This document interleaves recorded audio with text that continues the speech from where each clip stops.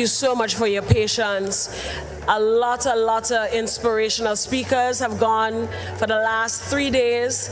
We're winding down to the end, but it's not yet the end for you creatives. I want to thank you for your patience, and I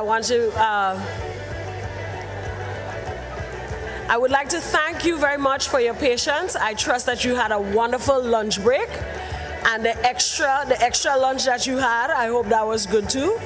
The exhibition outside will go on until 7 o'clock, so have no worry. You will get an opportunity to view the exhibition later. I want to introduce.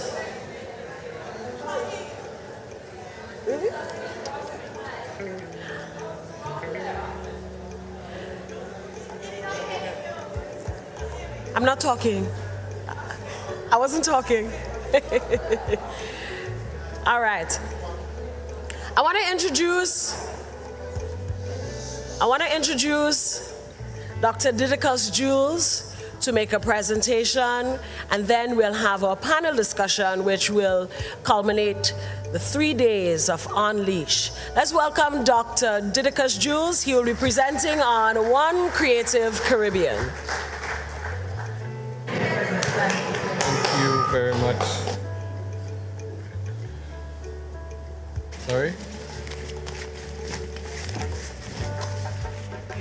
Well, after this, then you will be graduate.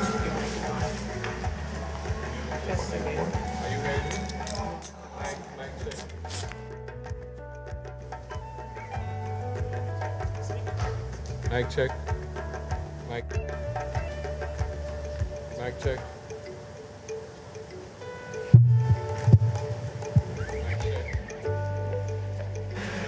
Ik ging eindje mee.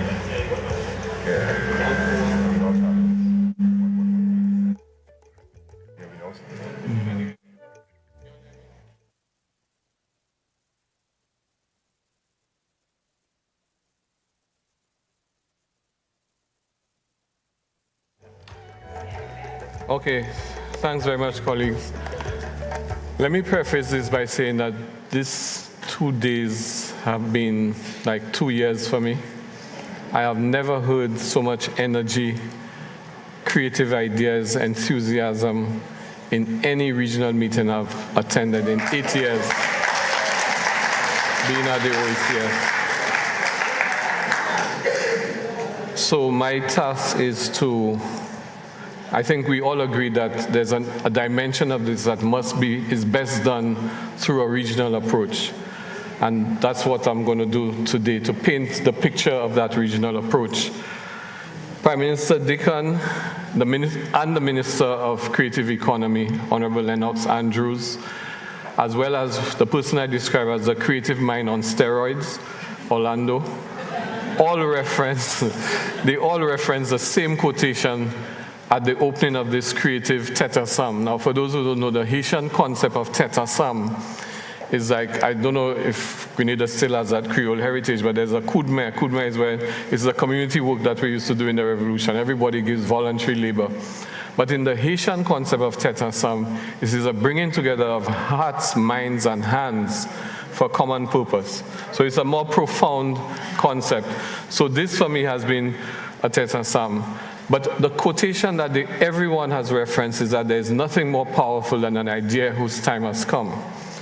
Now think of it this way. A good idea is like a ship on unexplored waters, but facing horizons of anticipation that are also clouded by different degrees of uncertainty. This idea, exponentially more powerful, is when the moment meets a confluence of positive circumstance.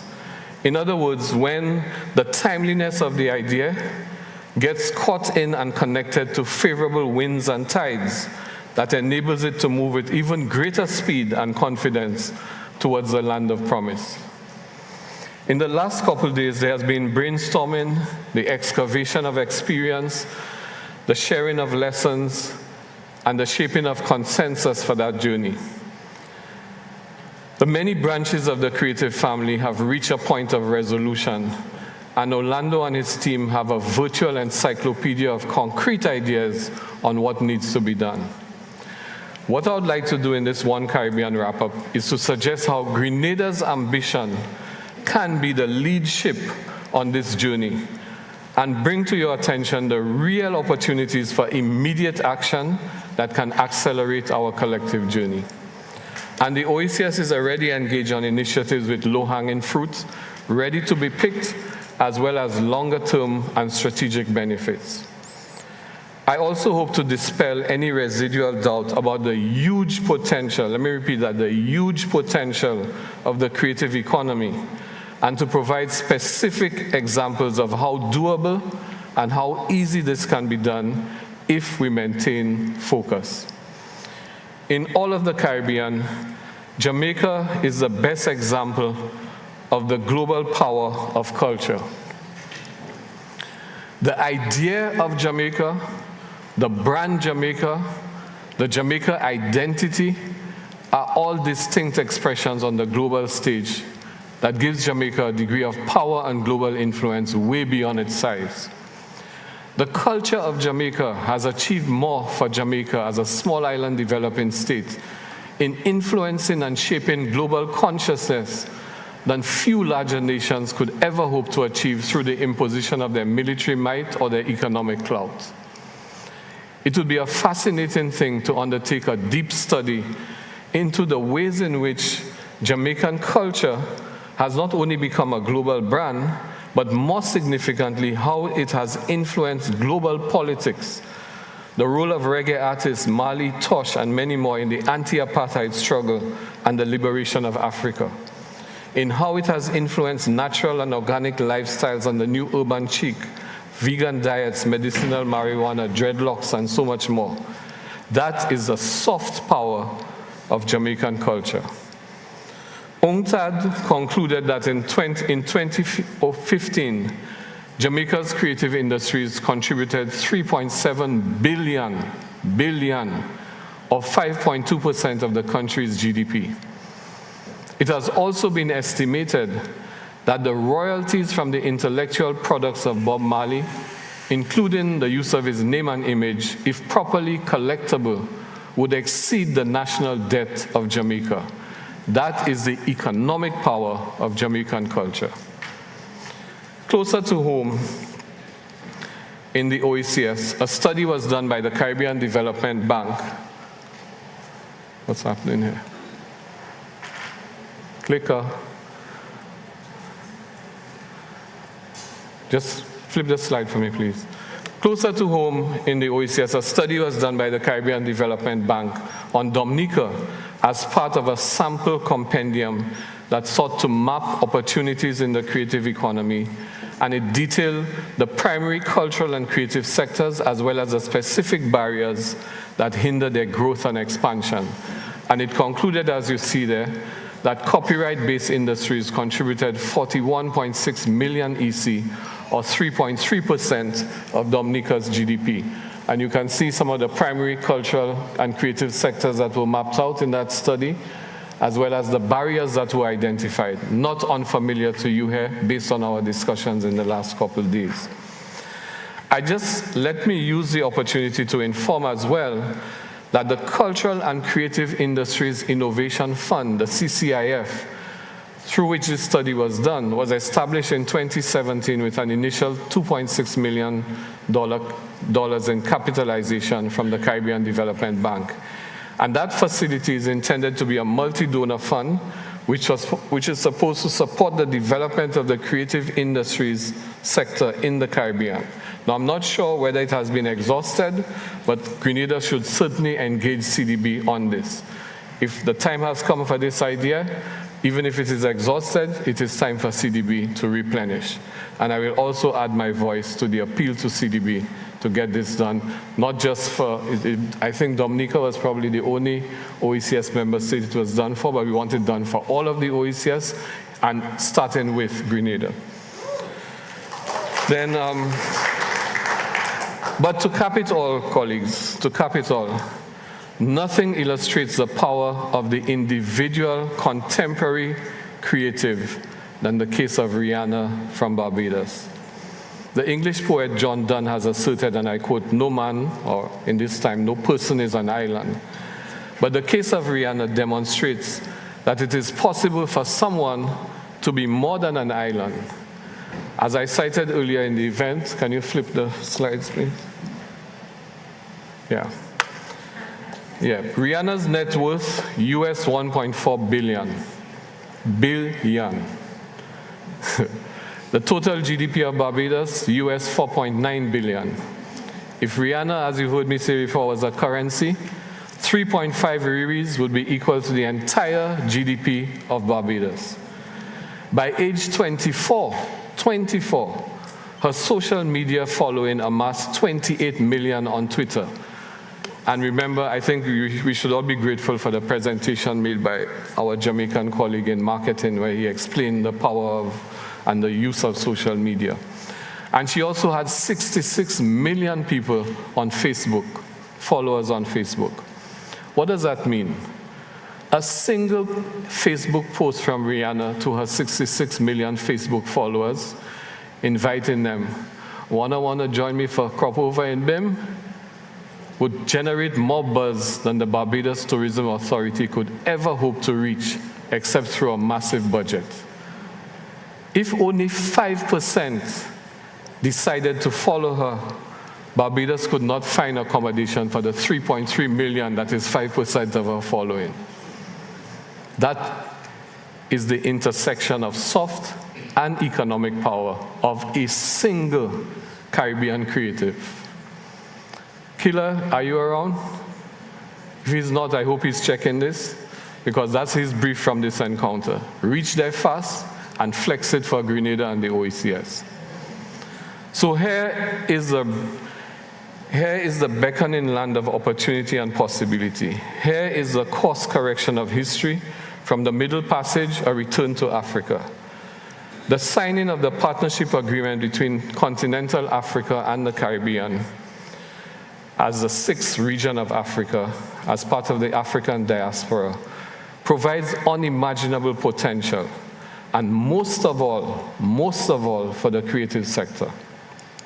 If you think about it this way, in this agreement we're talking creative sector, agriculture, tourism, every economic sector. There is nothing we can grow in this Caribbean that Africa cannot grow bigger, faster, cheaper, and easier than we can. And even if the entire OECS was to grow something, we could not compete with Africa, which speaks to why we need to look at areas of comparative advantage and how we leverage these things. We all know of the rise. So the 5 of the 6 independent OECS member states signed the partnership agreement with Africa out of the 7 original signatories. We have been working assiduously to ensure that the OECS grouping is able to take full advantage of this opportunity and retain some prominence in this partnership. We all know of the rise of Nollywood and Bollywood to the point where Netflix and other platforms now have to accommodate the creative work of the black and brown children of the human family. We all would have noted the increasing assertion of creative works by black creatives. Some of our brothers and sisters have demonstrated it here in this week. The increasing assertion of their creative works in the West and the increasing prominence of African culture. No. Yeah. Oops. Sorry. You all went ahead of me there. Okay. The unspoken driver behind this paradigm shift. Where older persons take care of teenagers Can you as they come into stop the game. the video for me, please? Yeah. The unspoken driver behind this paradigm shift is the power of demographics commanding the attention to the authenticity of black imagination. So don't think that all of a sudden black is cool and attractive because it just gets cool and attractive. But the raw economics of that is demographics. The size of the African continent, the size of the black population demographically in the US, and that is what's driving, that is what's following the money. That's what the money is following. because in contradistinction to that, you have all what's happening with increasing the rise of the transnational right and all of the degradation of black people and brown people in these locations. The Atlantic Council and many other think tanks have held summits and symposia on the creative industries in Africa. Music, and you can see them listed there, music, dance, art, photography, film, sculpture, festivals, fashion and design. And note carefully the genres that are listed in this slide as prominent opportunities. For us in the OECS, the Africa Partnership represents a unique and special opportunity. Our roots are predominantly African. Our culture is a unique blend of the civilizations of the world, but with an elemental African DNA. The earning potential of the creative sector far exceeds any other sector and represents a special advantage in the context of the Africa Agreement, as Africa constitutes 17% of the global population and 40% of the continent is under 15 years of age. This potential can be enhanced by OECS incentives designed to build the creative sector and to project it into the African space. Engaging in this space does not mean that we are starting on a blank page. Over the past decades, there are OECS diaspora nationals who have been actively engaged on the continent and who are well recognized. Two of these have reached out to us at the OECS and are converging their work with the Africa Partnership. Taj Weeks, who is a St. Lucian, is an honorary citizen of Ghana and has produced the Hands Across Africa Music Festival for several years, bringing together reggae artists from the Caribbean and Africa to build on the power of reggae for social and political emancipation. Commissioner Gordon Williams is a multiple Grammy Award winner, producer, and engineer. He's been in the recording sessions of some of the most celebrated albums of all time. He worked with Lauryn Hill on the Miseducation of Lauryn Hill. He worked on Santana's Supernatural. He worked with Amy Winehouse on her debut album, Frank. And his passion is identifying new music talent in the Caribbean, and he's offered to establish recording studios in the OECS. Allow me to take you on a quick scan of the incredible potential and diversity of cultural expression within the OECS that is of world-class standard that we can project into Africa and globally. So here we have it. Start with Montserrat St. Patrick's Day Festival in March, which celebrates the island's Irish heritage and includes parade, music, cultural events. The dominant color is green. Again, in the session on education, I spoke about the importance of interdisciplinarity. If green is the celebration of St. Patrick's Day, green can also be the celebration of the greening of Montserrat. So you bring in environmental themes together with cultural themes. Antigua Sailing Week, April, May, a world-renowned sailing regatta that takes place in Antigua every year and attracts sailors from all over the world. Grenada Chocolate Festival in May celebrates Grenada cocoa production and includes chocolate tastings, etc. A parenthetical note, in 1980 or 81, George Brizan, of blessed memory, produced a paper on the Grenada cocoa industry that revealed that Grenadian cocoa was the prize ingredient in Cadbury's luxury line of chocolates. And Brizan, the statistical economist that he was, dug into this and showed that when you look at the employment generated from the input of Grenadian cocoa into the production of chocolate process in Cadbury, the employment was 100,000 people. The population of Grenada at the time was barely 100,000.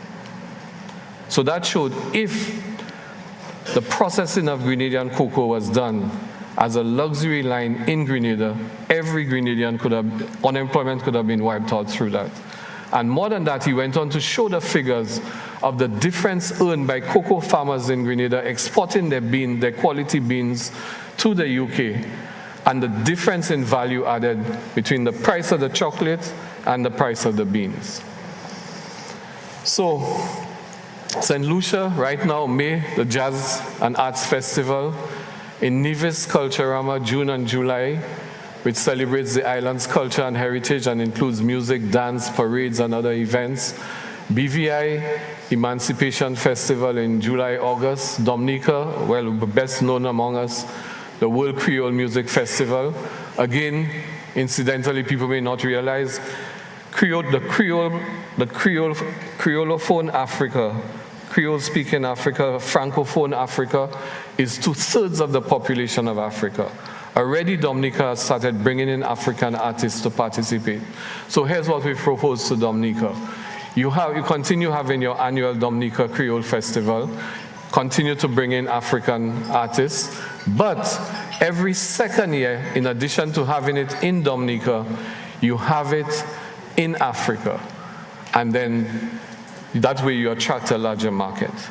Can you imagine the economic potential of that, Orlando?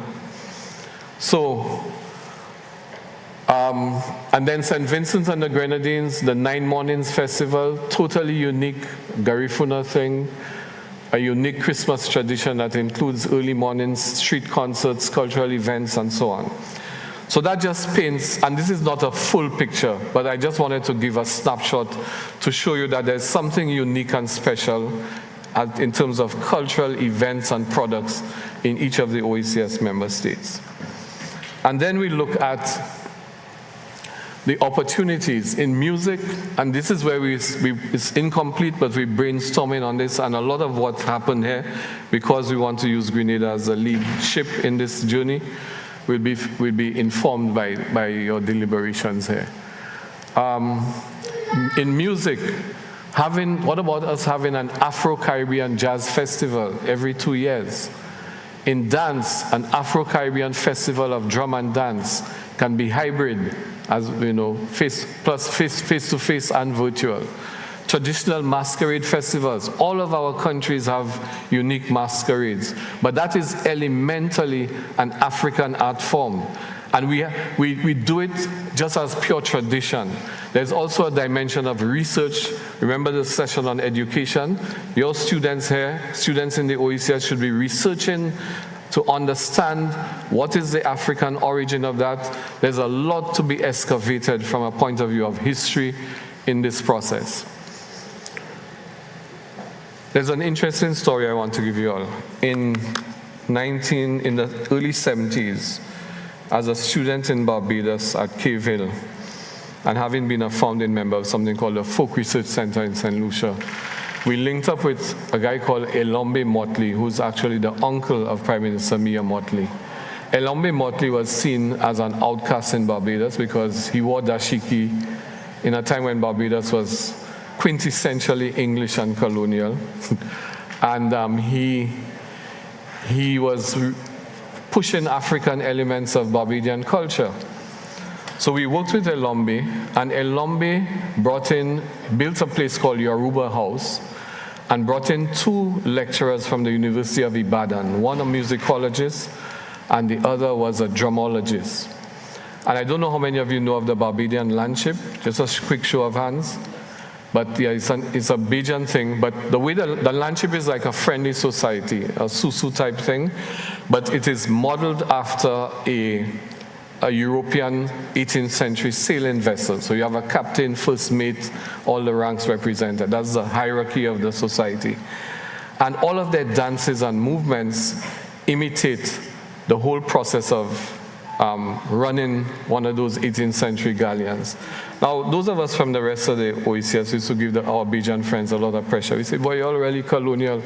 There's no African drums in Bajan culture. All you have is kettle drum and flute, and then you all do this sailing ship thing.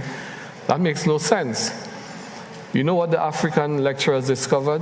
First of all, in 1972, on the law books of Barbados, there was still a law that called for the amputation of your hands if you beat an African drum.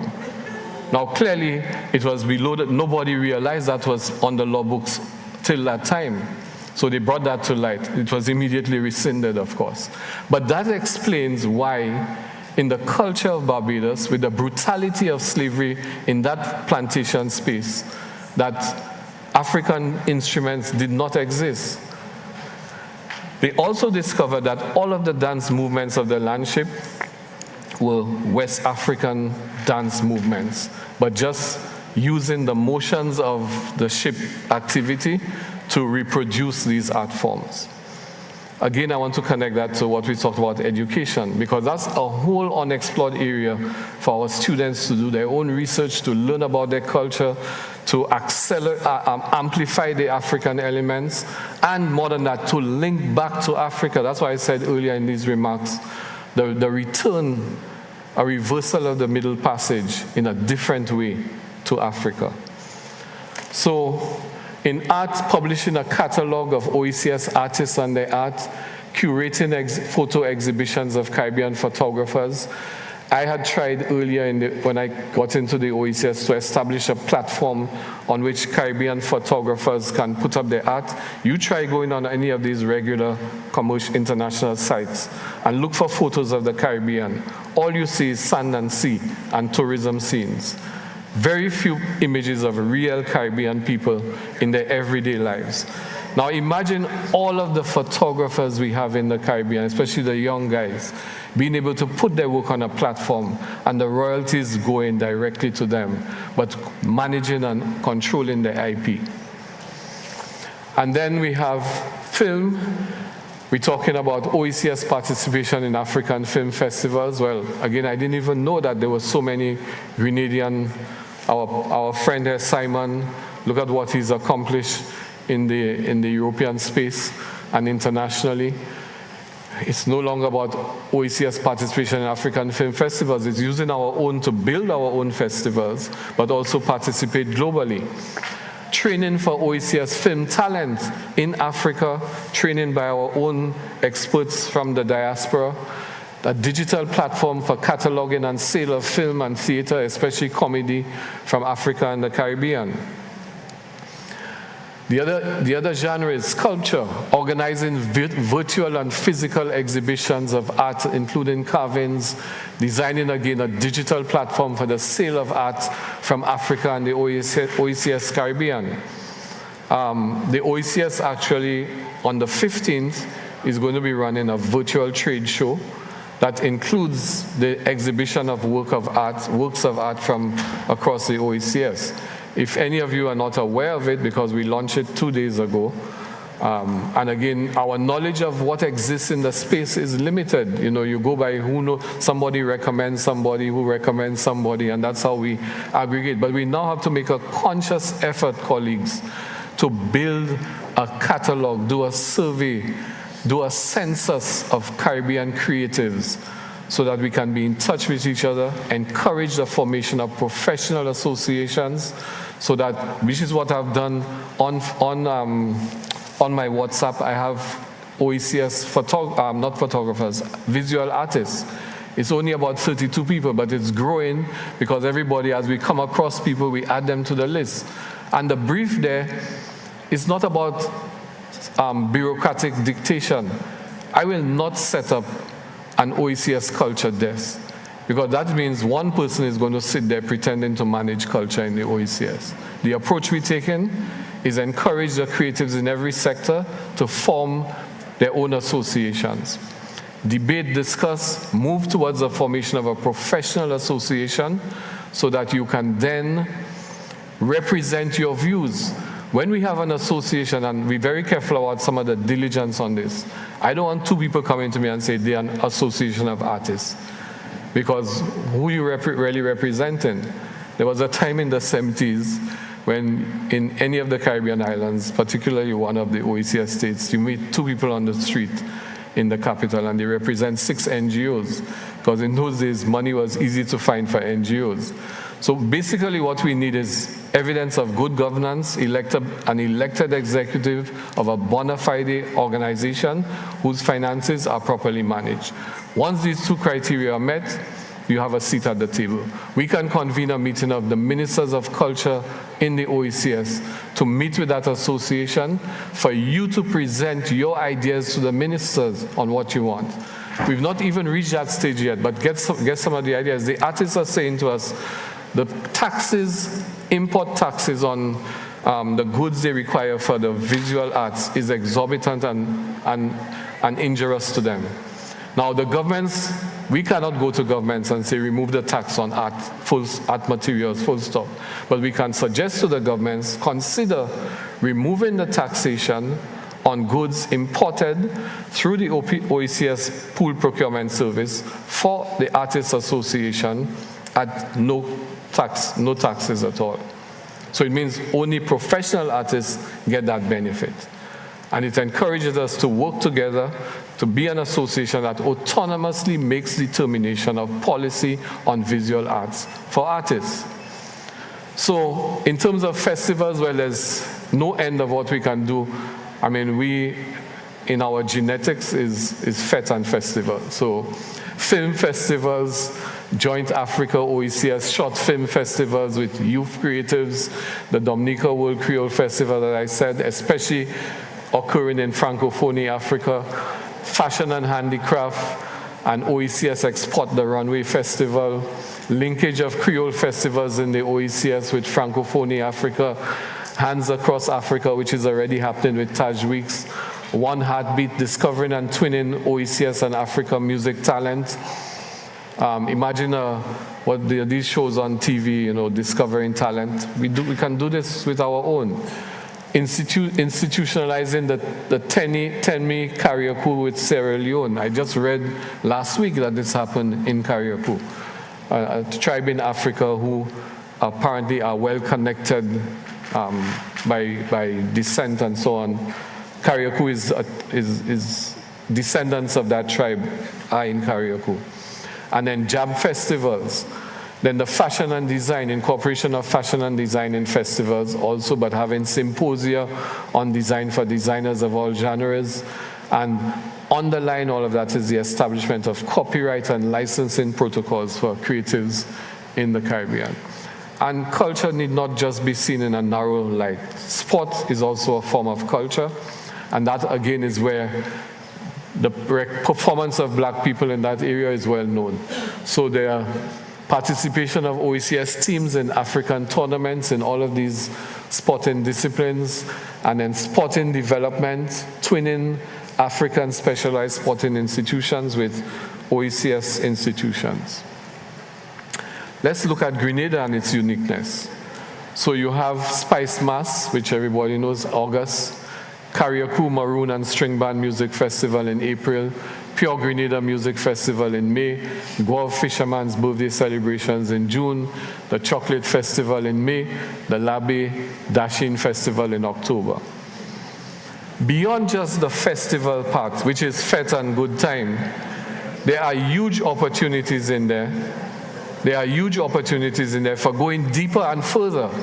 So for example, colleagues, the Chocolate Festival, the Dashin Festival, why not challenge chefs in Grenada, students of the culinary arts, to take these products and come with new dishes, new products, culinary products out of that could be unique and add to the repertoire of attraction in these areas. Then we talked about the importance of intellectual property, the intangible world cultural heritage, the spices of Grenada, the nutmeg, mace and its derivatives, the oil dung, the Grenada cocoa.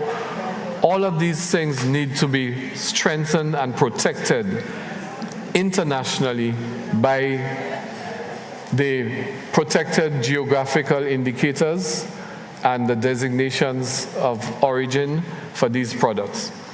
Nobody can sell coffee anywhere in the world and call it Blue Mountain coffee unless it comes from Jamaica, Blue Mountains.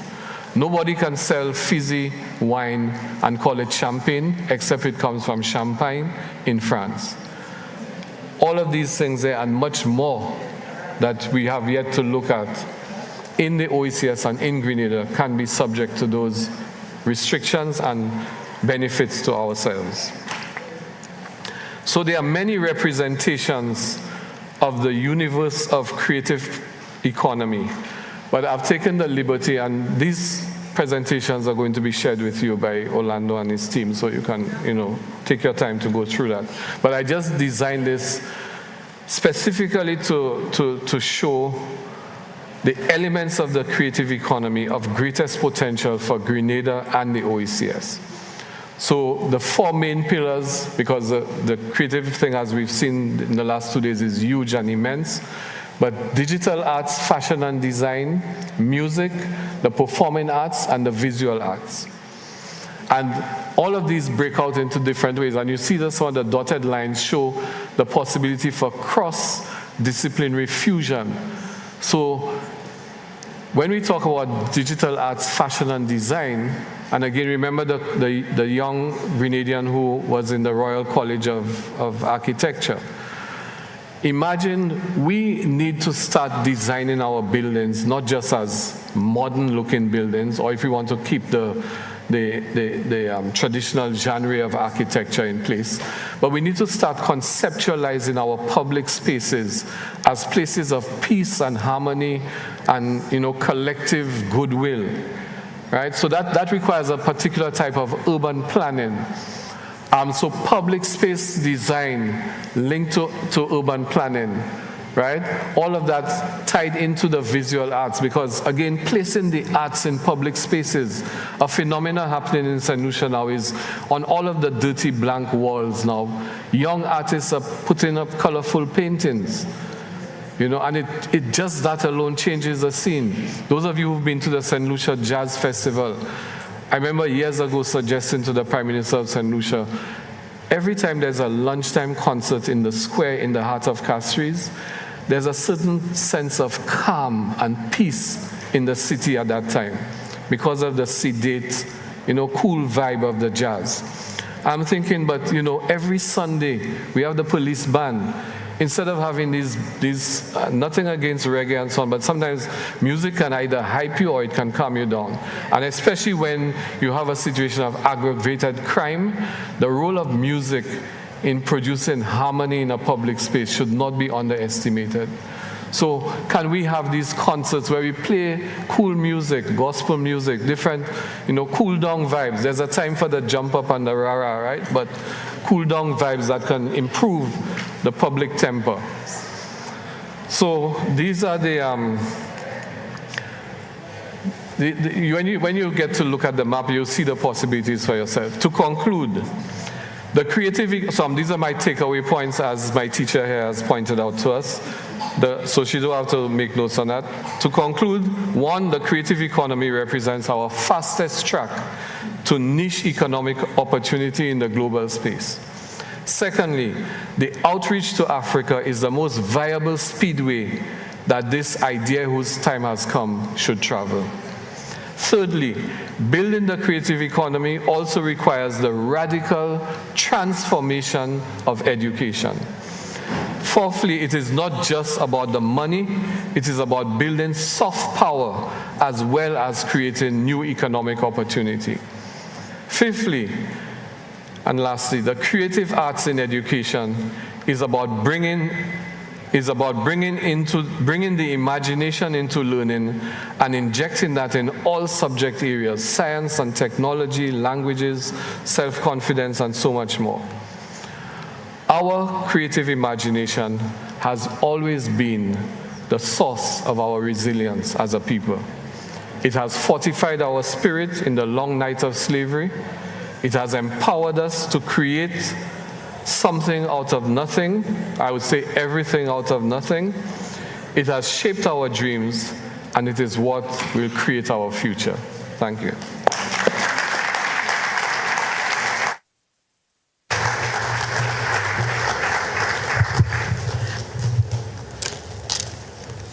Thank you, Dr. Jules. I know he called me teacher, but I think I'm more like the principal now. Yeah? You guys have gotten so much in 3 days, and like he said, how much years? 5 years?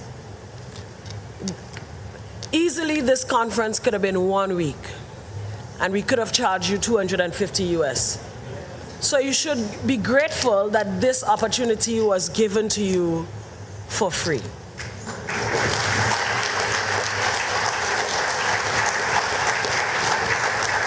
There was one slide that Dr. Jules posted with oil long, and I know all they get hungry again, eh?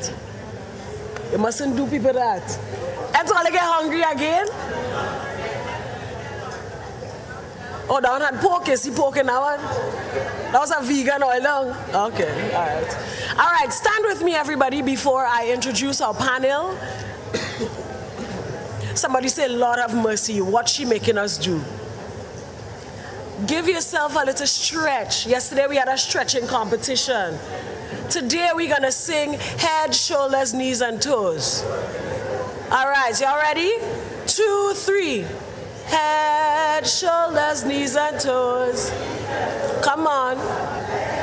Shoulders, knees, and toes, and eyes, and ears, and nose.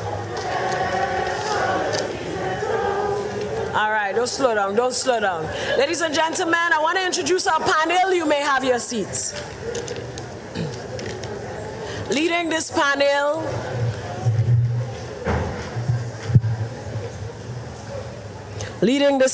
is the man, the creative man on steroids, Mr. Orlando Romaine. He's going to moderate this session on,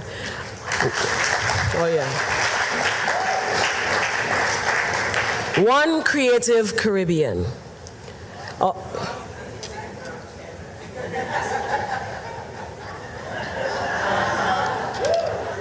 I don't think it matters, you know.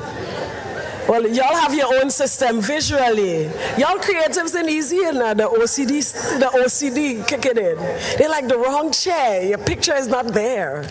All in good, all in easy. All right, I want to introduce the panelists. The first panelist, he goes by the name Angel Cardenas. Ooh, that Spanish sounding good, right?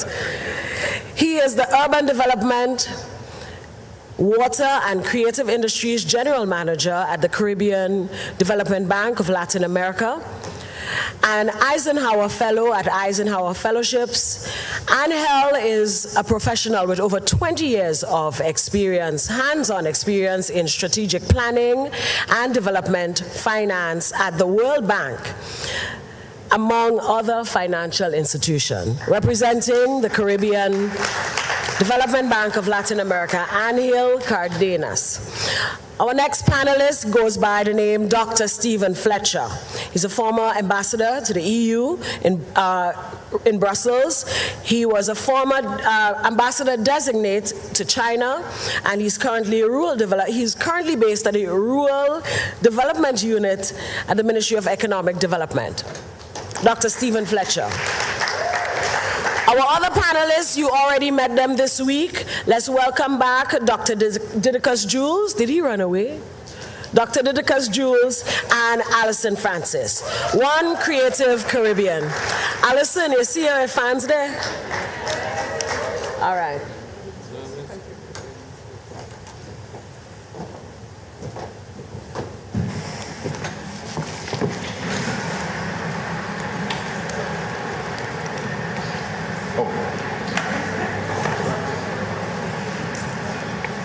Mic's on? All right, lovely. All right, Grenadians, friends of Grenada, how are you all feeling today?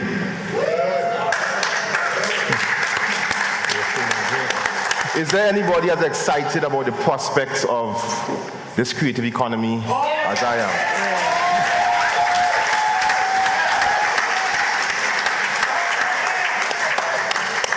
I have to say, in putting this together, my head was just focused on getting it done, and really inspiring the creatives here, but I felt inspired myself by the testimonies, the accounts, the vision, the passion, the conviction of everyone in this room.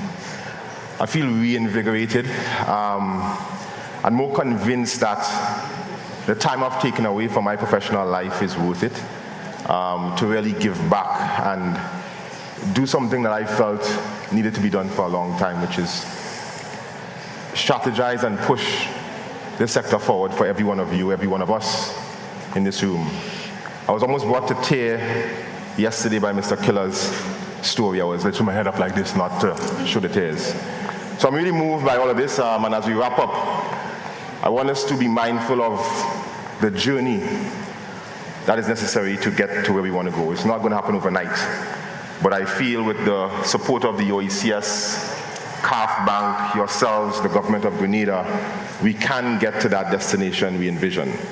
So just give yourselves a round of applause again for being here and supporting this. So I'm going to start with my dear friend from Grenada, Dr. Stephen Fletcher. Dr. Dilkash Jules articulated his sentiments about Grenada being the lead for this creative economy in the OECS. As an economist, how do you see us jumping on that agenda immediately? What are the things we need to do to jump on that train immediately? Great. All right, well, thank you very much. Am I on? Are you hearing me? Yes. Yeah? Great, good. Thank you very much for having me as panelist here. This is a great question, and probably it is the most central question for this evening. How do we leverage this burst of energy, this burst of talent that we have experienced in the last 3 days in this room, and how we leverage that to a much broader context? I think this is where we really need to take this very strategic question that's been posed. So how do we do this? Let us be mindful of the following.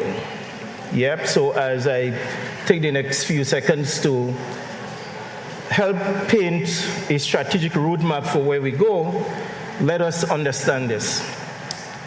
On Wednesday morning, I walked in here, and in my economic development paradigm, I was thinking land space, limited. I was thinking the blue economy, limited. And then I walked in here, and by Wednesday night, I had a couple sleepless hours, because what this event really brought home to me as one who thinks development, economic pathway forward, how we move this country forward, is that we have an untapped resource that is yet to be leveraged. I have had long conversation with my dear parishioner, Mr. Killer, many a times on the use and the leveraging of culture for economic development purposes, but also himself as a leading talent of Grenada. And in my reflections in the past few days, I concluded or landed on the following. One, whereas Grenada is contained by physical space, I really do believe that Grenada is a creative idea. Grenada embraced creativity and talent, and therefore, when we think of Grenada, I think we have to readjust the way we think about it, and think about it in the context of culture, creativity, technology, and so forth. And that will certainly expand our ideas on how we leverage this country for development purposes. So what do? We do not jump on anything right now. We already have it. It is right here now. So what we do from here is the following. May I suggest that this event in the last 3 days brought the world of culture eyes upon us through social media, through talk on the streets and so on. It is already, we are seeing the culmination, the convergence of a lot of ideas on Grenada as a creative center. This event has really served to put Grenada on the map along with our carnival and so forth. So we have this. The second thing that needs to be done to leverage that central theme that we want to build is, believe it or not, the creatives that are here and outside has to hold our feet to the fire, hold the government feet to the fire to deliver on what comes out of here, right? We have to really leverage this. And what does that mean? You know as well as I do, I don't mean the real fire, right? What we mean is that coming together as teams of persons, groupings of persons, working with the Creative Affairs Department and working that roadmap out and being part of it. Let us move from being asking, or waiting for somebody to ask us to get involved. But by your very participation here in the last 3 days, you already said, I want to be involved. So come knock on the doors of Mr. Orlando, knock on the doors of the other people, and say, I'm here. We've been here for 3 days. Orlando set out a roadmap on Wednesday. We want to follow through on this. That's the second thing. The third thing that we ought to do is really define, despite the plethora of advantages and opportunities that Dr. Jules have so perfectly presented to us, we have a fundamental decision to make. It is fundamental as is it strategic from an economic point of view. Can we identify the 2 or 3 things that we can have a competitive advantage on and leverage those? We cannot be everything to everybody. We cannot be everything to everybody. But we can be the best in some things. Let us identify the best that we can be and leverage it. Mr. Killer is already the spearhead of that spear that we have in culture, particularly in music. We have others. We heard from Mr. Charles this morning, and many of you others who've been here for the past few days, Mr. Bullen and others. We need to mobilize this, put it together, and get it done. And finally, because I can go through a long list, finally, and very importantly, as a very low-hanging fruit, get the office fully operational, fully accessible, and let's roll with it. All right? Well, thank you, Doctor. Thank you, Doctor. That's a huge mandate, Grenada leading the OECS in the creative economy. Are you guys ready for that challenge? I'm not convinced. Are you guys ready for that challenge? Thank you. Anil, as a friend of the region, someone we occupy the same nautical space, Latin America, the Caribbean. As a matter of fact, we have more Latin-speaking countries within the Caribbean than we do have, or citizens than we have English-speaking citizens. And so it's important for us to be able to leverage all partnerships.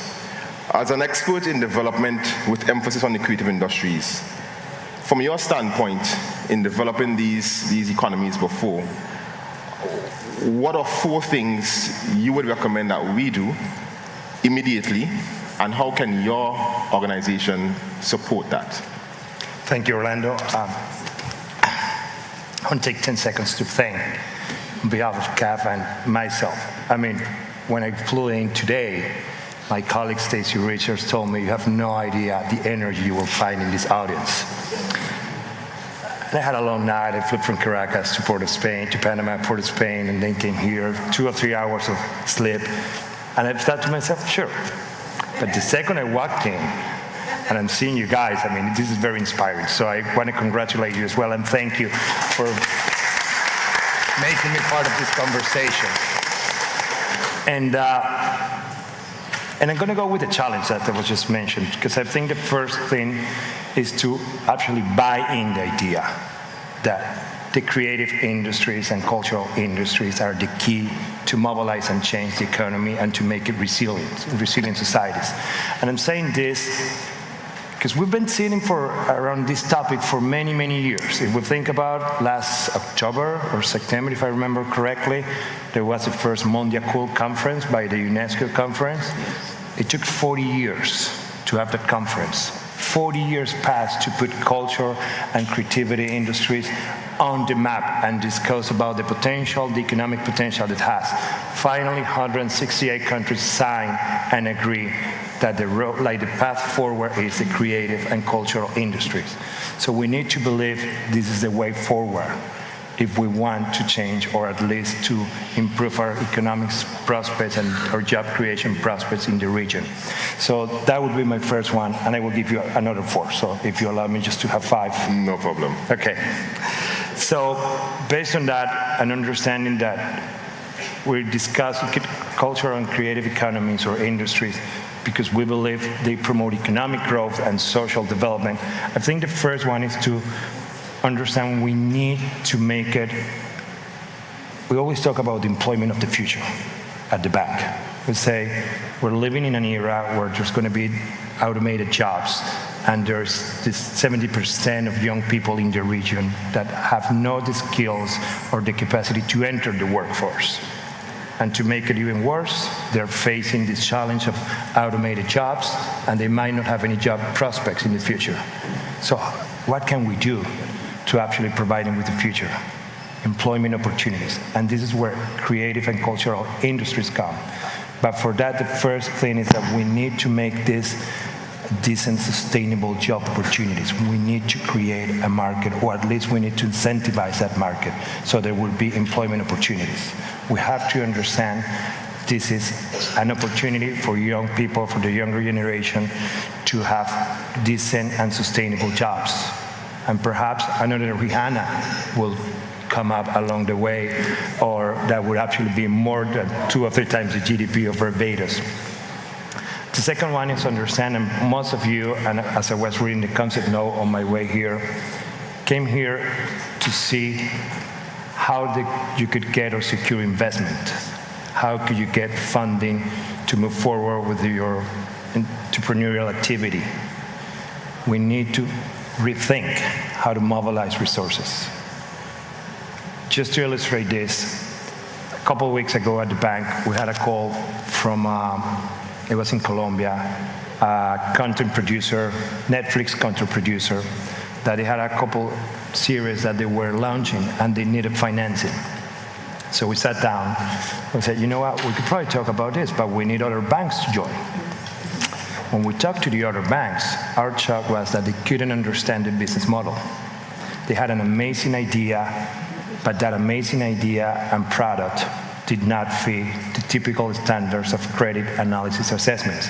We need to find the ways to mobilize financial resources in a different fashion. We need to help making new markets. And as your question, what can we do as a bank? We need to be market makers. We need to take more risk. We need to partner up with entrepreneurs or venture capital funds that actually believe in cultural and creative industry.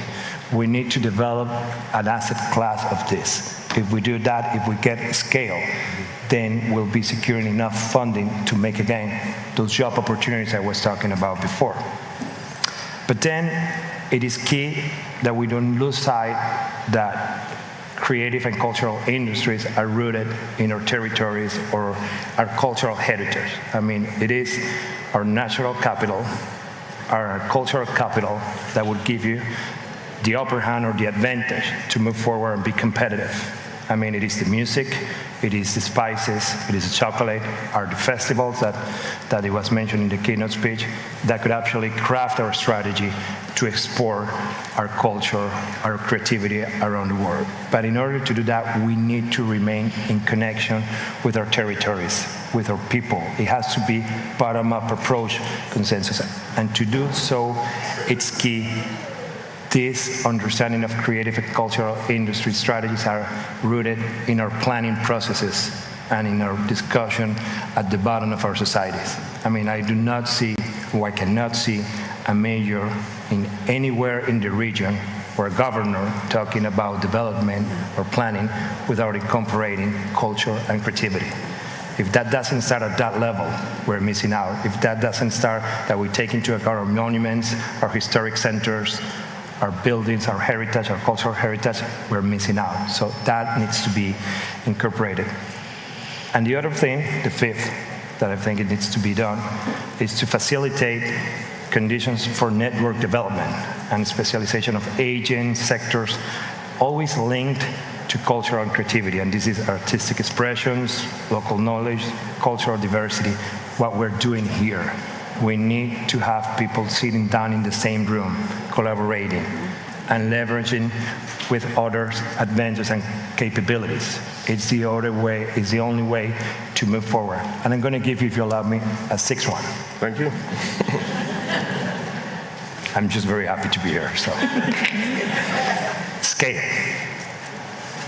I mean, I think Renata did an amazing job trying to be or hoping to be the pioneer in this discussion about one Caribbean region, Creative Caribbean.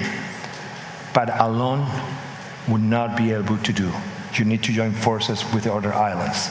You need to make this a large, scalable solution, an opportunity, so everyone can tap into it.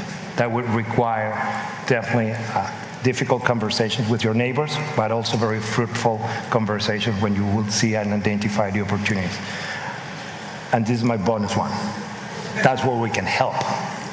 I mean, our banks are designed and are made to sit down on the table with all the parties to provide either technical assistance, but not imposing, providing what is out there that could apply and that could be implemented and adjusted to the local reality, and hopefully also to identify financing opportunities for these amazing projects that needs to be financed. Thank you, Orlando. I know, thank you for that. Thank you for that. So I'm going to ask again, are you ready for the challenge of leading the OECS on the One Creative Caribbean agenda? Thank you. Listen, my friend, distribution and market access has always been a challenge, and as Anil said, if we're going to approach this, we need to approach it collectively. Are there any organizations regionally that currently assist in that type of work, creating market access and facilitating distribution? If not, how can we go about doing that? Because I see it as central in order for our creators to be able to have the kind of access we need internationally. Well, they are. In reality, thanks again, and I first want to commend the government and for this initiative. I think it's excellent. And I do, yes, there are organizations that work with facilitating market access. But the issue is not just about market access. We always argue beyond the access, it's about penetrating the market. Because you could have access but no penetration. And therefore, we need to take a step back when we start to talk about market access to where we are here in Grenada and what we are trying to do with the One Creative Caribbean that we need to put in place so that we can actually access and penetrate that market. Because if you're going to be talking about a good, you need to look at where you are from the standpoint of your standards and the quality of the products that you produce. That gives you access, that gives you entry into a market that business want to buy a product, can buy a product. So we have to look at some of these issues when we start to talk about access in the market. So I'll prefer to respond to the question rather than just saying, yes, there are institutions, but to guide us more in terms of what we need to do as a country to be able to access that market and penetrate the market. And then I'm going to slow down for Angel. And then on the issue of, whether you're talking from a service, you would have your technical barriers at the border, and you'll have your other regulatory barriers internal. So I think what we need to do, if we have to think about market access and to structure this program properly, we need to understand, and both Dr. Fletcher mentioned it, Dr. Jules mentioned it, I think Angela, we all seen it. We prioritize.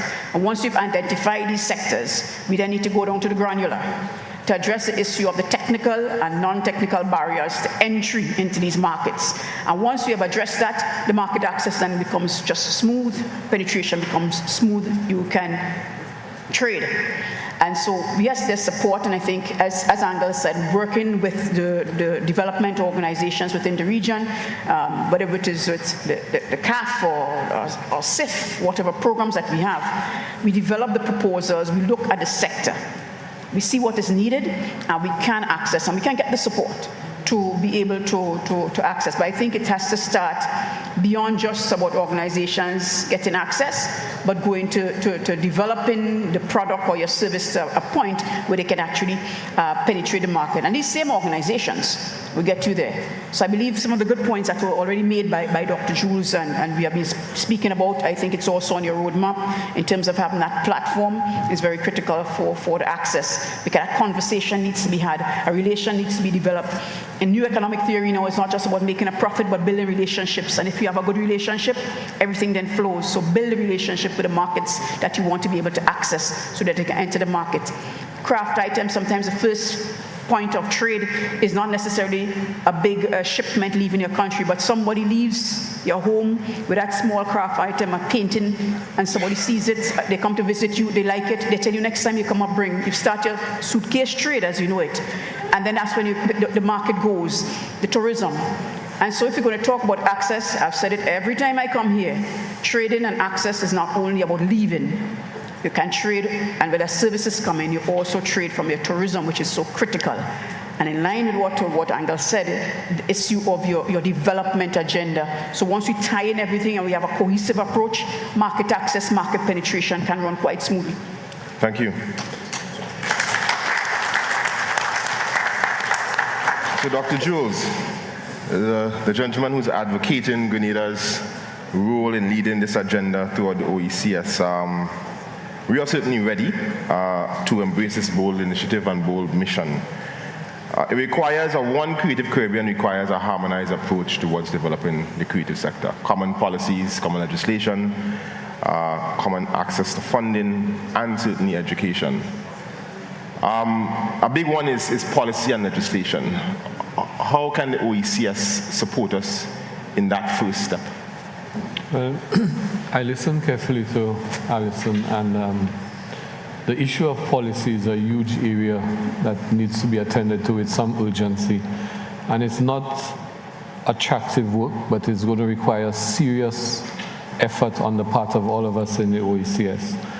One of the strengths of the OECS is the whole issue of harmonization of policy, harmonization of direction.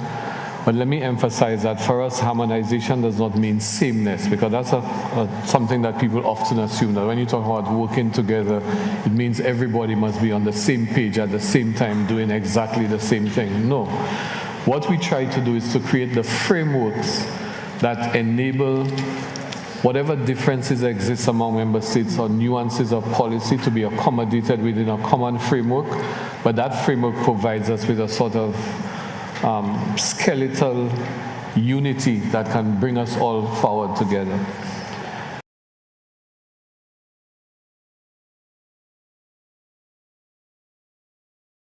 In the policy work, although much of that is work done by experts like Alison, we also believe that the stakeholders have an important role to play in defining those policies, and that's why I spoke earlier about the configurations that we try to create.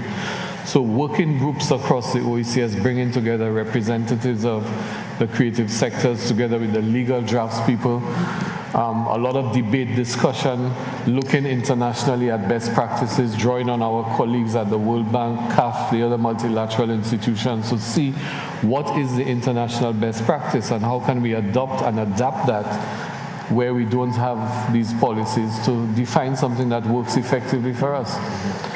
So we are committed to this process. It is going to require some resources, but as I've said many times in this meeting, I don't think our problem in the Caribbean is money, it's imagination. If you really want to achieve something, whatever the limitations are, you will find a way of making it happen. The important thing is the will, the commitment, and the solidarity to keep it going. Thank you.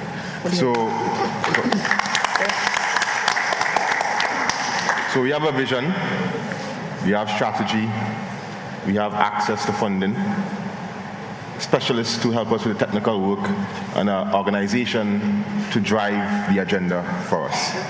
So I'm going to open up the floor to the participants. If you have any questions to our panelists. One Creative Caribbean. It's an idea. We've had many regional bodies. This could be another movement. Is any? Okay. Anybody has any questions at this point for the panelists? While we await the drivers of PAN 525, a white minivan, you're needed outside, and PAK 281, you're also needed outside. Yes, we have one person on the floor. Hello, good afternoon. My name is Roy Lewis. I do have a question.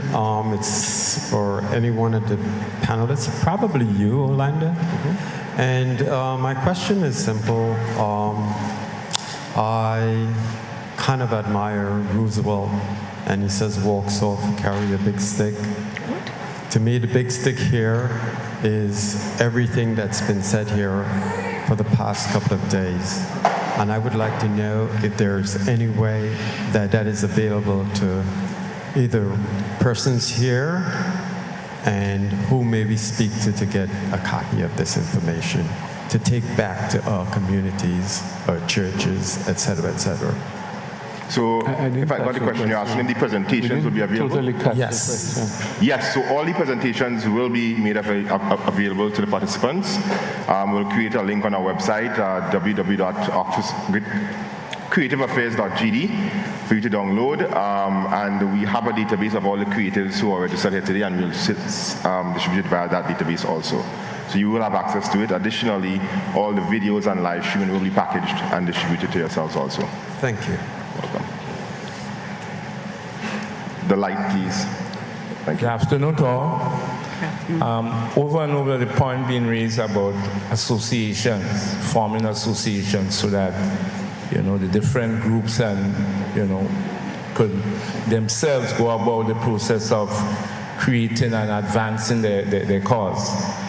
What I would like to have is that at least when we leave this forum, that there is some kind of way we can start the process of building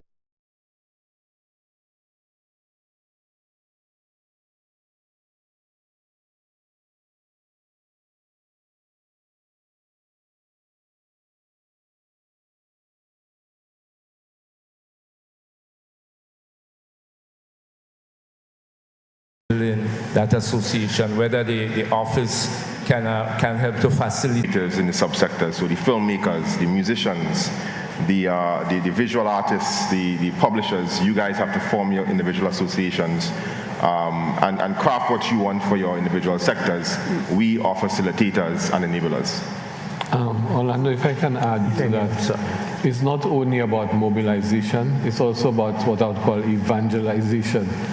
Each of you here who have been so active in this process should take on the responsibility of engaging other artists, persons who are not here, persons from other islands that you're connected with, and encourage them to sign up, sign in, participate in the process. Because, that creative sector, we looked at the global and economic possibilities, but the scale of the creative sector is really, frankly, unknown to us in the OECS.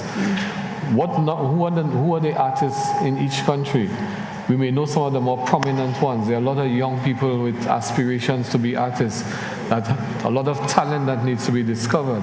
So we really have to it's no way that a government department can create a list of artists in the country. It has to be artists in the community reaching out to their friends, reaching to colleagues overseas to get them all signed up.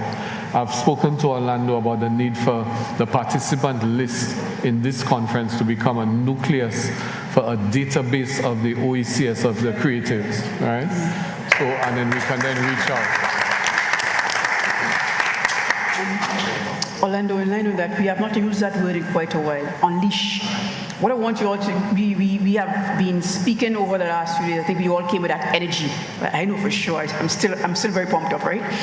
A lot of energy in terms of what we need to do. And as the creative, you all need to unleash that creativity. I think I like to see the vibe, the energy that's going. But I think what we're all saying is that it has to come from you. Nobody knows your good, your service more than you. And while we will be here to facilitate, that energy, you have to want it, and we will help you. So unleash that creativity, unleash that spirit you have inside of you, and let's get this thing going and let Grenada lead this process for the development of the creative sector. I just want to push that to you all. You all have to do it.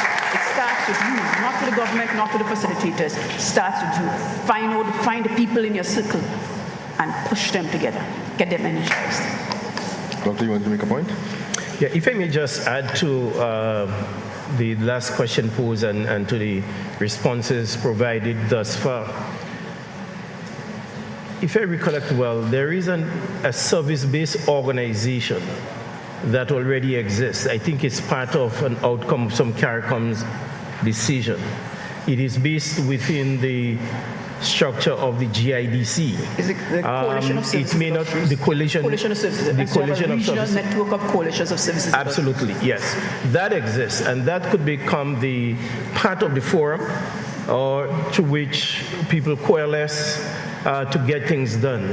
I am not sure on one fundamental thing though, is whether to what extent that services organization relates to the creative arts, to what extent there is that synergy or there is this coming together of the two ideas. But it is something that is worth looking after. I think government, in fact, finances it. Yes. It is financed by government. Yes. So let us leverage that as well. I am very mindful in saying this because in a discussion I had earlier on with Dr. Jules on Wednesday, there is something he tempered me on. Not necessarily on this event here, but another issue where we're talking about. And he said, sometimes we are rushed to talk about the development of new organizations, forming new entities here and new entities there.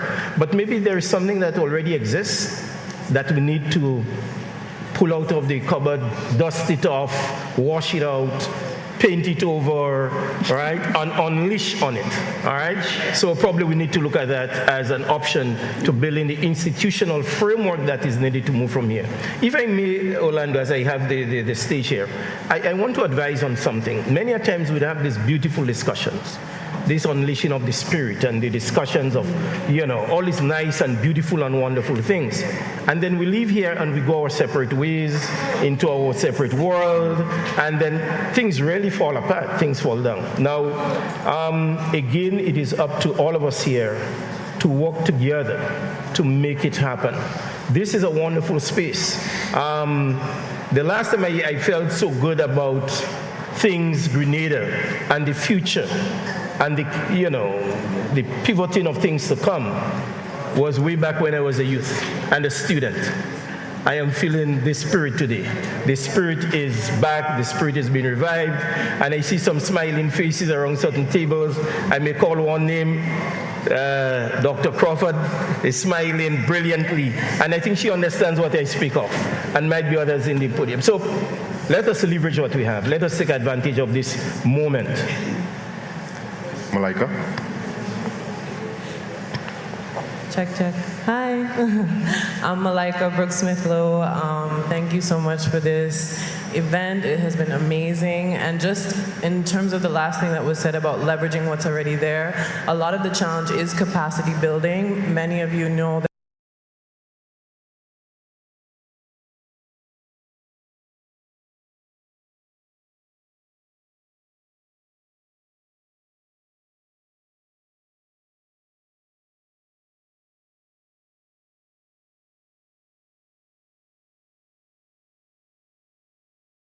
that I co-founded Groundation Grenada years ago, which was an interdisciplinary organization and attempts at making sure that we had a non-discrimination clause in the Constitution that also protected people of various sexual and gender identities. And we were unable to receive funding from UNAIDS through Trinidad, and our representative really was shocked at the conversations he was having with the bank, trying to prove that we were a legitimate organization that was trying to get funding. And we weren't able to continue. So there are organizations that exist that need infusions of fresh energy, but also hopefully with this change in government, there's more policy change around allowing for funding, even when views may be different, that is allowed. So just in regards to that. And what I wanted to say today was, it wasn't actually a question, it was just to say I would love to see more diversity in terms of the panels and the speakers in regards to gender. I love seeing all these incredible, powerful men, and it's amazing. I love me some George. I love a lot of what I heard, but I heard the women being evoked in the presentations. Fee Noel talked about her grandmother. George talked about his grandmother. Killa talked about his mother. The women are in the room, but they're also kind of not in the room. And Allison, I've loved every time you're on stage, but also, we also have other powerful women and other women with insight. So I hope that next year, because I know there will be a next year, we can see some of the incredible women here. I see all these powerhouse women on the stage.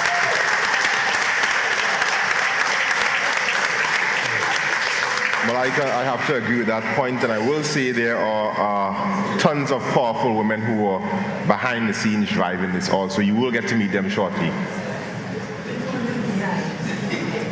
Pleasant good evening, all. As a young creative, I must say thank you. Thank you, Mr. Orlando Remain. Thank you for the team Thank you for this administration. I stand here overwhelmed as a creative because all your the things start. All your the things start. No, because I'm speaking to say, hearing about one Caribbean, hello, this is Unleash. This is Unleash. Grenada, this is Unleash. And Unleash is the beginning, the initiation of a revolution right here in Grenada. Kaikuak Piti Magni. Come on now. Come on now. This is our time. And let me say this. I have visualized. I have dreamed. I have prayed. Even in tears, and I kept it reticent. Why can't we see green wood? Why can't we see Carib wood? Enough Hollywood, enough Nollywood, enough Bollywood. Come on now. Come on now. I like the one you landed. So let me end with this. Let me end with this. Let me end with this. This is high time, and I'm emotional, and I'm not afraid to show it. It is high time. Thank you. And let me say this.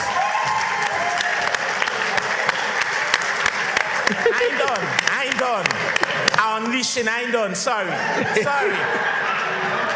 Let me say this.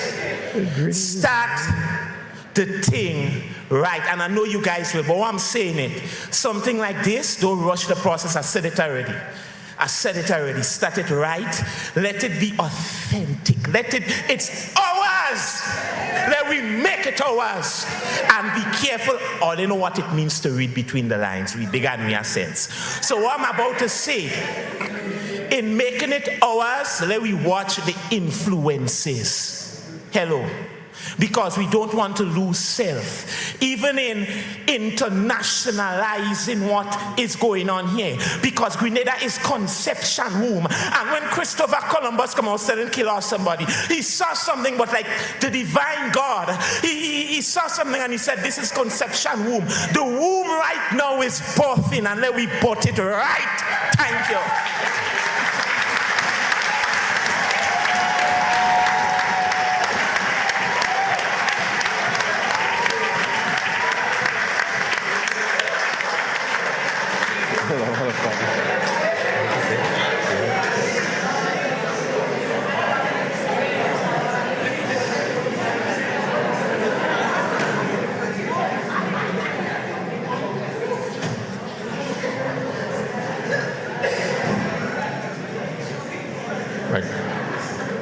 Good afternoon, everyone. My name is Jude Bernard. I'm the chairman of the almost defunct Coalition of Service Industries in Grenada. I must say that those 3 days, the last 3 days, were awesome. And I want to congratulate Orlando and his team. And I don't know how they did it, but you put out something here that is unbelievable. But you have to think of the next steps. I'm hearing a lot of, talk about people coming together, but people always need leadership. People always need structure for them to move forward. Creative people tend to be I would say individualistic in many ways. But in order for them to rise and to go to the next level, they need organization, they need structure, they need encouragement. And this already exists. Someone was asking about what is there, and Dr. Fletcher alluded to the fact of the coalition. And the coalition doesn't exist only in Grenada, but throughout CARI Forum. And there is also a network of Coalition of Service Industries for the OECS. It's just that it has been left to flounder to the point where it's almost at the point of death.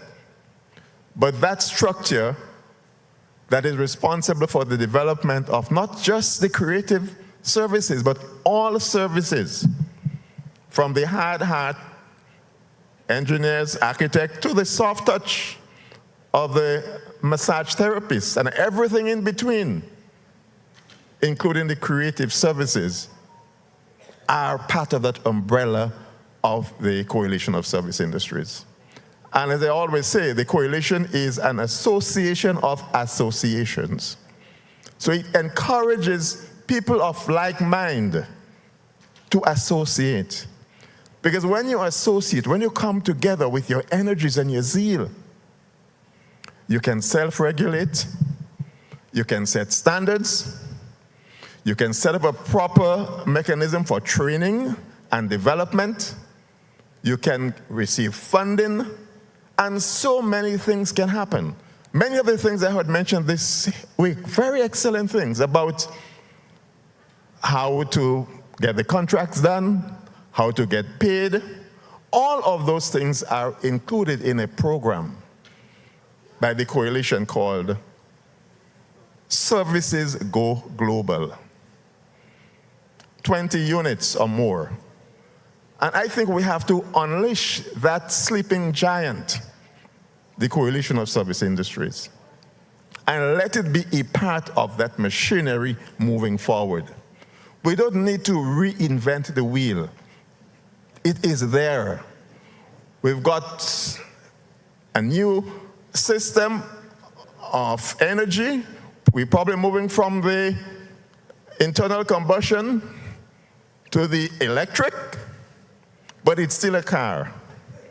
It's going to still be a car, and it still has to move. And I want to say here this afternoon that the coalition is waiting, and it's ready to work along with the Department of Creative Affairs to see that these dreams here become realities. Thank you.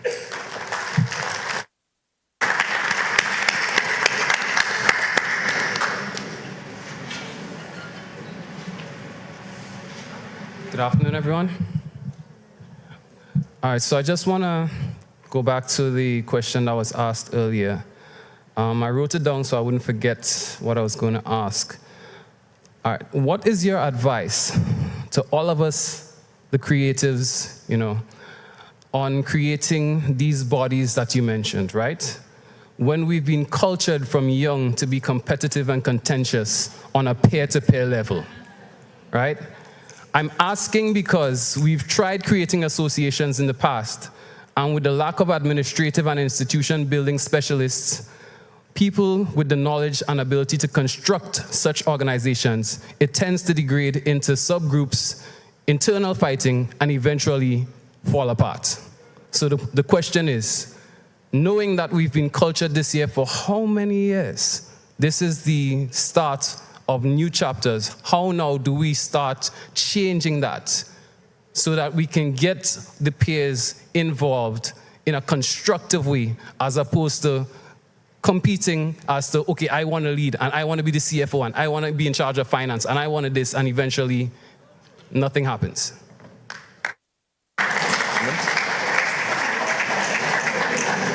Anybody? Any takers? I think we can all have input, but I always like to say success follows success, and we start to work with the willing.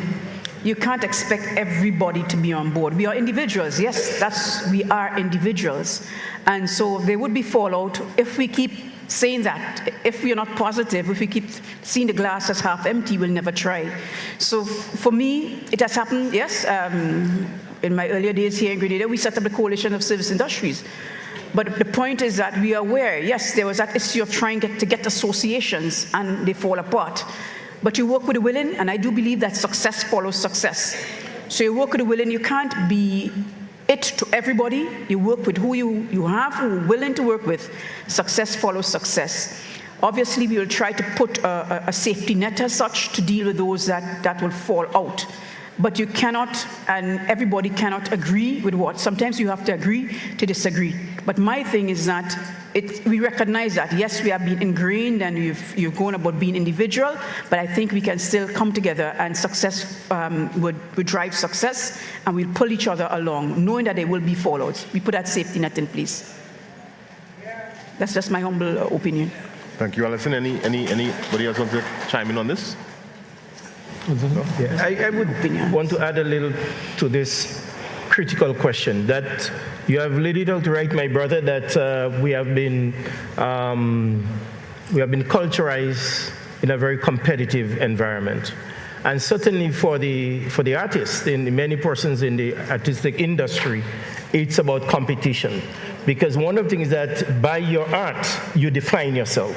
Your art defines you. So there is always this issue of being self. If you look back at all the successful bands, you go back in history, in musical history, Michael Jackson and his brothers, right? One person go this way, the rest go that way, but the great talent continue to spur on. So I will end by advising on this. Cooperate to compete. Cooperate to compete. You can compete as individuals. You can compete for your individual space. But for the industry and for the forward movement of the industry, for the unleashing of the talent, you need structure and you need organization. And that's where the cooperation comes in. So my word is cooperate to compete. Okay, so we'll take the final question. It's not a question. I just wanted to give a last piece before we wrap it up.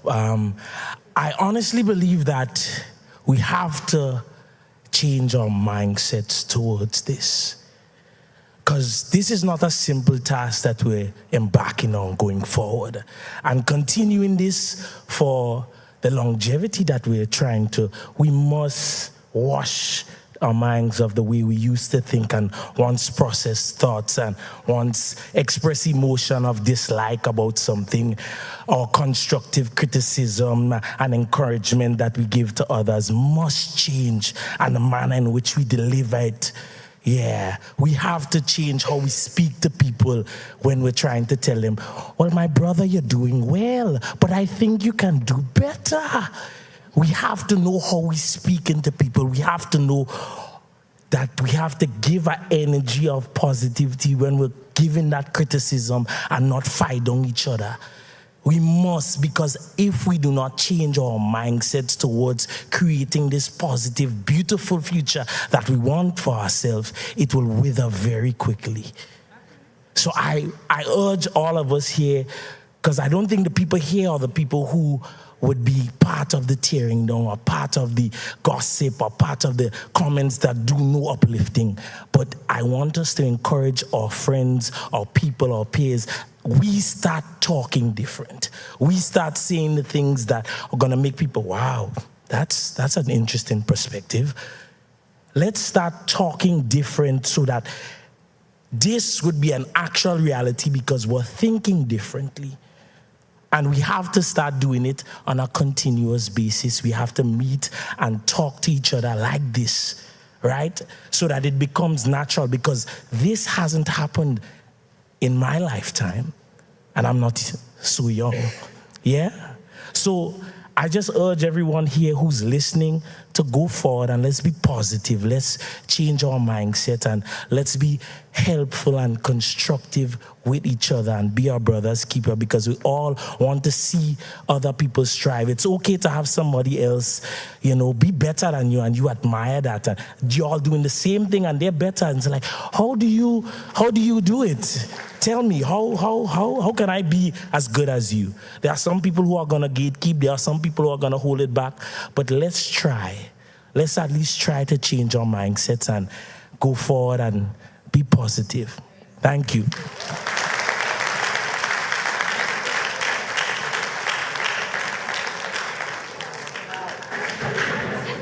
Good afternoon. I know you said last one, but there's something I really wanted to share, and I promise I will be short.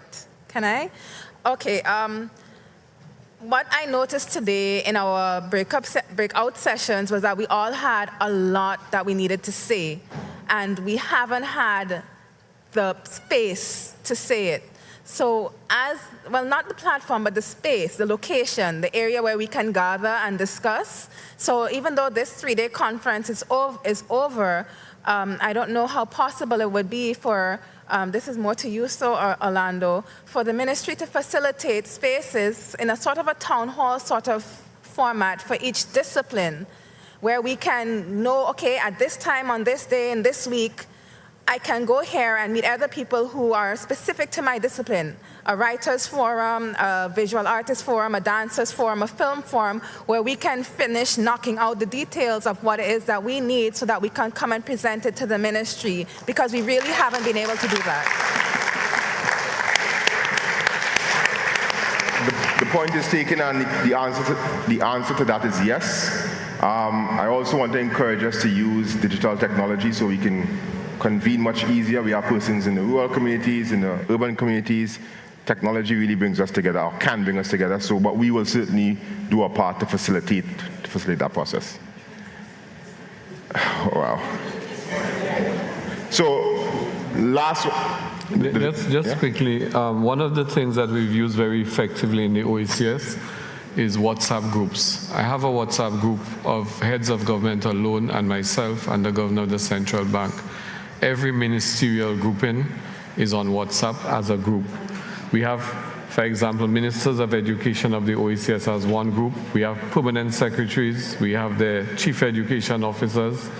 At the time of Zika, for those of you who remember the outbreak of Zika, which was a mosquito-borne disease, we moved from having the next level, from the level of the ministers to the chief medical officers.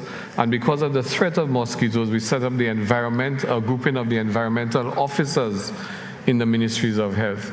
It was the first time that these officers were even getting to know who their counterparts were. And to this day, that group still exists, and they are collaborating with each other using that virtual technology. So don't underestimate the power. It's not always about physical spaces, and people, like on the heads of government groups, sometimes the head of government will post something. What is the policy of your colleagues on a certain matter? And within minutes, they respond to each other. So it provides us a means of instantaneous communication and deepens the collaboration. Check. Yes, I'll be very quick. Something that came up in the workshops is platforms where we can all put our art together and have these communications. This is something we can do right now. This is something we can do this evening. Have you guys heard of Reddit? It's a website that you can essentially have conversations, you can post links, have in-depth discussions, post links and everything. We have everyone's emails here tonight. We have a website that everyone knows. I think we can make a subreddit, a community, literally post it today, and everyone have access, talk to each other, and have these conversations literally tonight, literally this weekend. Thank you. So as we wrap up, guys, any final comments on the question of a one creative Caribbean? What does this mean? How do we move it forward? One creative Caribbean is something that we all have individually and collectively to resolve to make happen. And it literally takes 5 minutes. I was sitting with Simon at lunch today, and we were discussing what are the options. One of his ambitions was to do a video on climate change in the Caribbean in small states, so that it can be a powerful representation of the pain that we suffer from climate change. I called the head of environmental unit at the OECS on WhatsApp video, and we agreed right there. It started. He's agreed to do the scripting, and that's all it takes.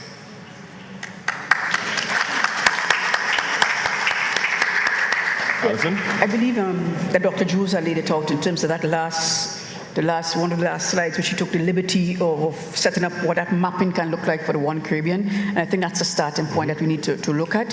And as a country, we need to prioritize our areas, look at that map that Dr. Jules has set out, and let's put, as I said before, go down to the granular and put the mechanisms in place to make this One Caribbean happen. So I think we have started already with what Dr. Jules has put forward. Anil?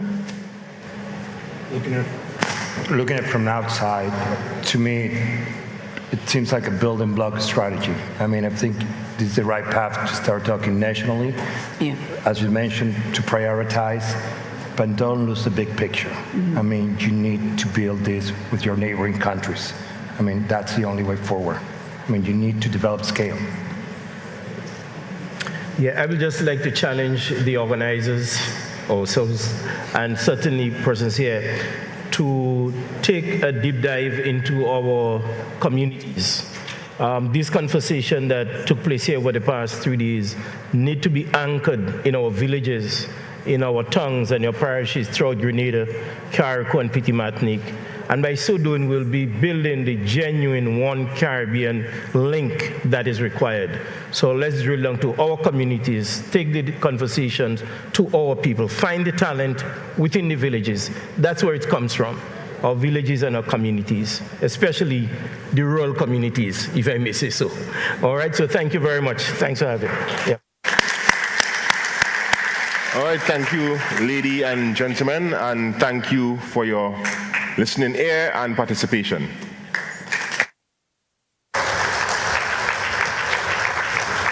Thank you, Orlando, for moderating this final session. Ladies and gentlemen, we have come to an amazing, we have come to the end of an amazing 3 days of workshops, presentation, inspirational speakers.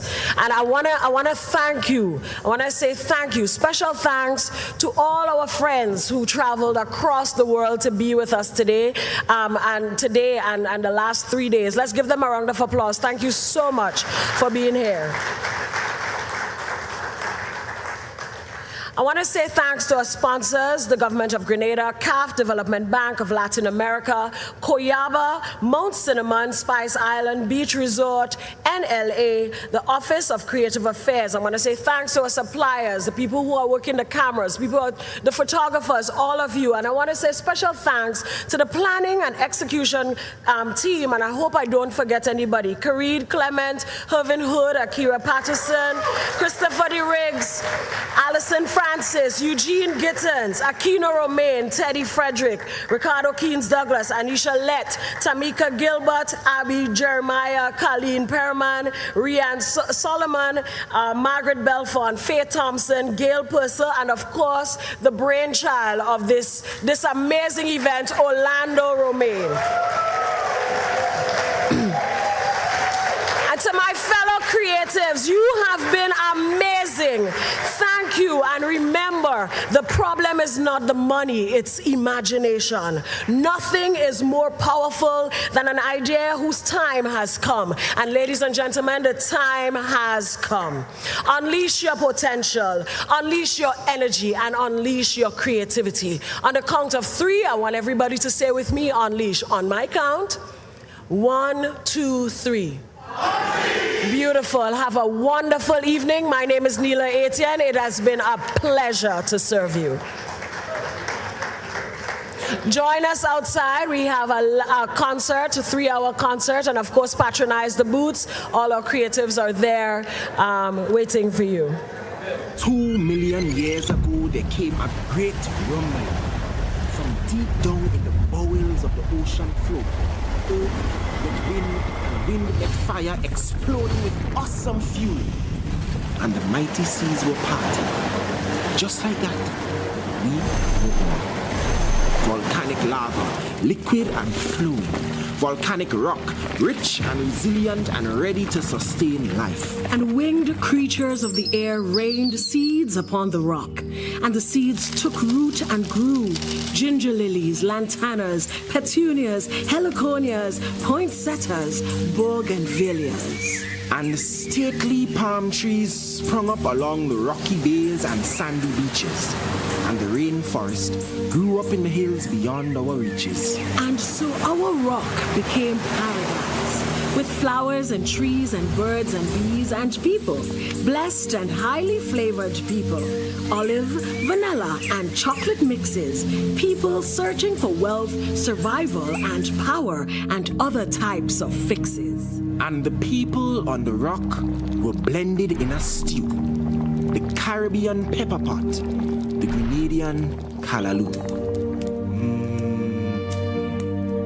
And people brought stories and made stories, protagonists, antagonists woven into the narrative of the people. Little did they know that their mere existence was clay to sculpt a culture, birth tradition, give meaning to motion and life to a nation, inspiration. Look around.